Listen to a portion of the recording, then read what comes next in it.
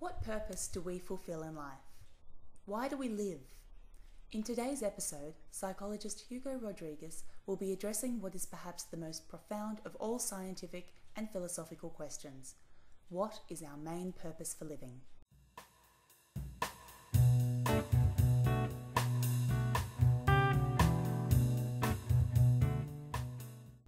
What are the forces behind our existence, and what role do our thoughts play in the scheme of life?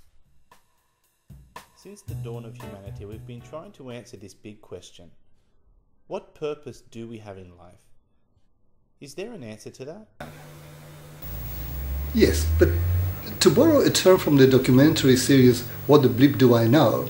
How far do you want to go down the rabbit hole? Meaning, how much are you prepared to know about our human nature? Because the answers we're looking for are provided mostly by what we can call quantum evolution. A look at the evolution of mankind, but taking into account fundamental concepts from quantum theory. Be warned, however, everything related to the quantum world is weird. The fundamental concept of quantum physics is that we are the main observer. The emphasis is switched from being a part of the complex picture of life to being the creator of this picture. New investigations are showing that nothing really exists until we observe them. And this is central to understanding the purpose of living, because it places us in the creator role, into the role of being the one responsible for what happens to us. We also need to accept that our lives are governed by the law of probabilities. Our future is not fixed, is not pre-written, and it is unpredictable. How does evolution help our understanding of life's purpose? To understand our purpose in life, we need to place ourselves in the big picture of evolution, because we are, in essence, no different to any other animal species, or indeed any living organism as far as evolution is concerned. Just like any other creature in the world, we live to adapt and preserve our species. We call our species the Homo sapiens, or its nickname, humanity. This axiom, central to evolutionary theory, is equally true for microscopic organisms as it is for complex organisms like us. And it remains as true now as it was at the beginning of life on Earth. There is another basic concept in evolution, the one stating that the implicit purpose of all living forms, once again including us, is to contribute towards advancing their species, leading to more efficient preservation. Our purpose in life has a lot to do with this. When you understand that we have a role to play as a species, and when you supplement this understanding with our condition of being the crucial observer, that is, with our responsibility to take care of our own destiny, then you are beginning to comprehend our reason for living. Traditional evolutionary theory has long contended that organisms evolve following random changes or mutations brought about by environmental forces.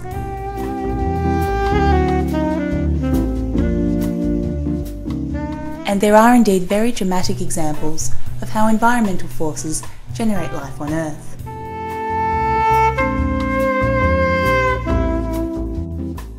Take for example the dogs that we keep as pets.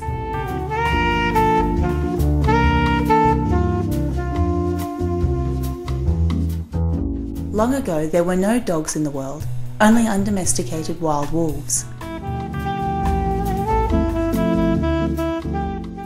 But one day, following changes in the environment caused by living in the vicinity of humans, some of these wolves found it easier to feed from food remains left by humans rather than scavenging or having to kill prey, and they learned not to bite the hand that fed them. Their offspring, now born amongst humans, became more easily domesticated. After a few generations, our first domesticated dogs had evolved.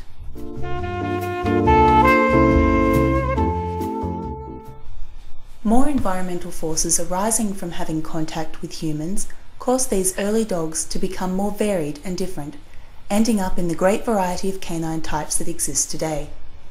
Evolution and the change in circumstances caused mutations in the behaviour and characteristics of wild wolves, eventually generating a completely different species, our dogs. Random mutations are mostly genetic mutations, aren't they? Yes, they are. But there is much more to the story of evolution than the simple concept of random mutations. The Darwinian approach to evolution, taking its name from the founder of the theory of evolution, Charles Darwin, has convincingly demonstrated that mutations in the genes give origin to new characteristics in the offspring. These mutations may occur, for example, from gamma rays coming from space, but by what we call errors of reproduction. For example, when some genes are misplaced or not reproduced. Take, for instance, a person with changed genes who is born with darker skin.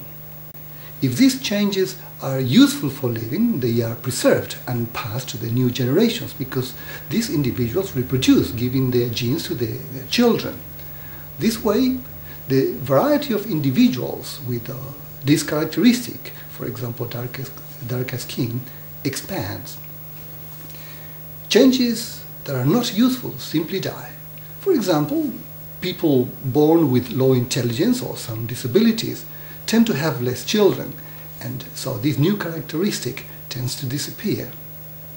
Now, the traditional view of evolution stops here.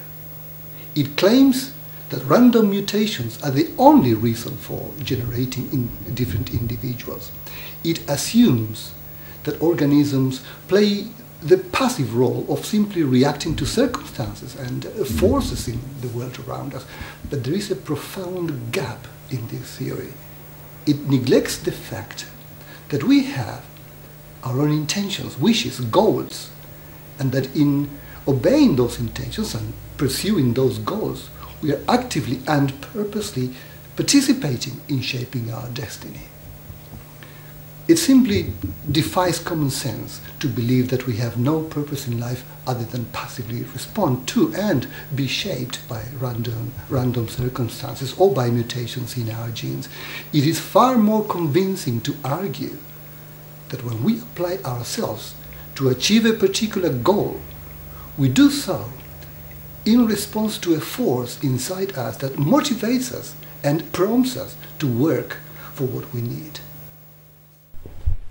The notion that evolution is only based on random mutations or fortuitous circumstances is clearly incomplete, and it has been challenged by the scientific community.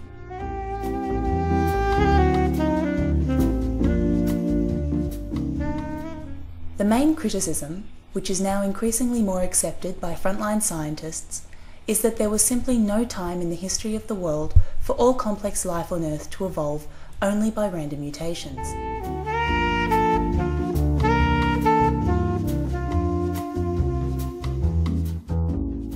These scientists do not dispute the Darwinian concept of evolution by random mutations and natural selection, but it is contended that this is only part of the full story of evolution. To fully explain the complexity of life on Earth, we need to look beyond random changes and into the field of intentions. Findings from quantum theory have established that our intentions, our thoughts, and our decisions play a crucial role in generating our destiny and in the transformation of people and societies.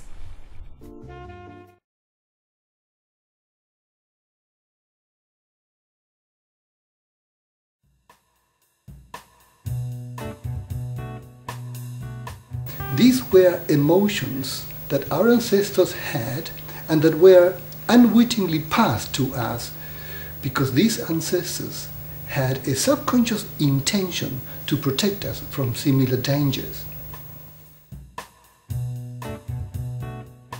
The main reason for living is to achieve specific objectives.